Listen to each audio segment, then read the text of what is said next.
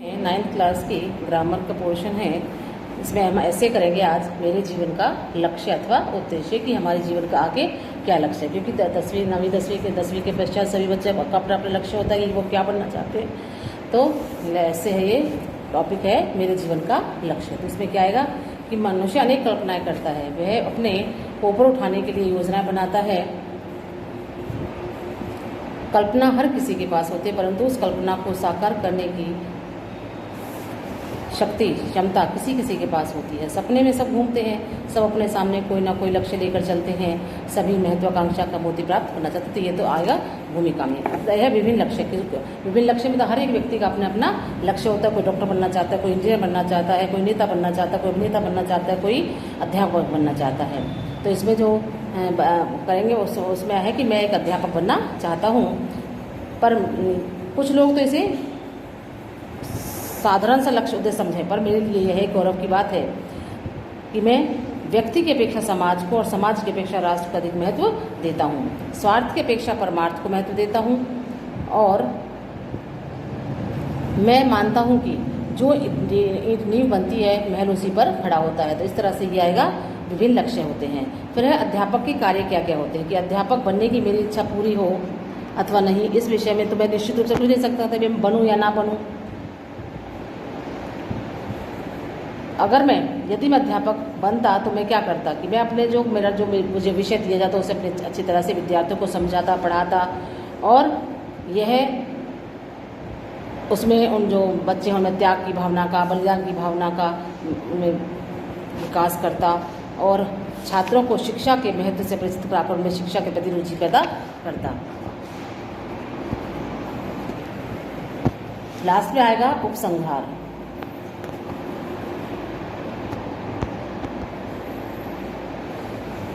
कि मुझे उपसंहार जो निचोड़ है इसका वो आएगा उपसंहार में। तो मुझे जो भी विषय दिया जाता उसे रोचक व सरल ढंग से पढ़ाता। शैक्षिक भ्रमण की योजनाओं के द्वारा उन्हें ऐतिहासिक स्थान के प्रति रुचि। शैक्षिक भ्रमण क्या होता है, जो शिक्षा के उद्देश्य से जो बच्चों को घुमाने ले जाया जाता है, ठीक है।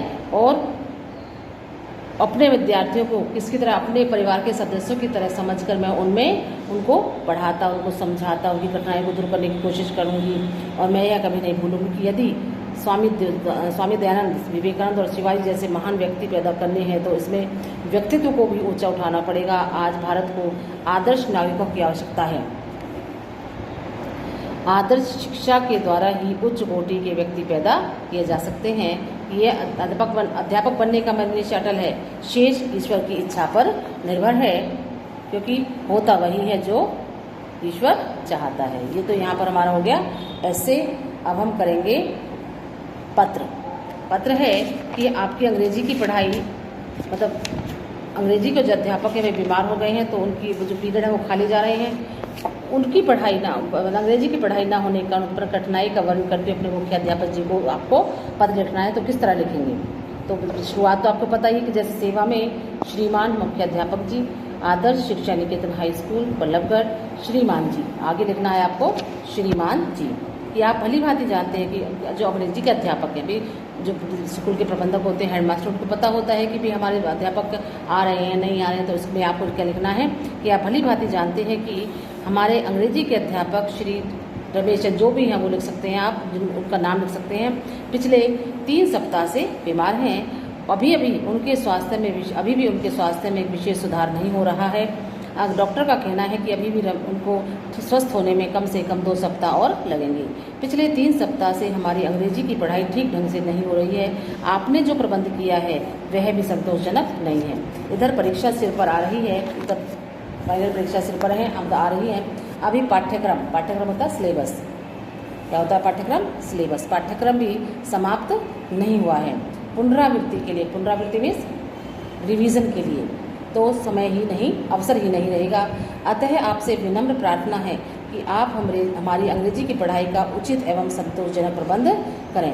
यदि कुछ कालांश क्या होते हैं, पीरियड, बढ़ा दिए जाएं तो और भी अच्छा रहेगा।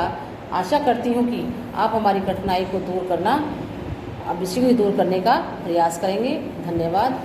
लास्ट में जो आप लिखते हो कि आपका आज्ञाकारी शिष्य, अपना रोल नंबर, क्लास और साइड में लिखनी है डेट। तो ये पत्र और प्रस्ताव आपको अपनी कॉपी पर करने हैं।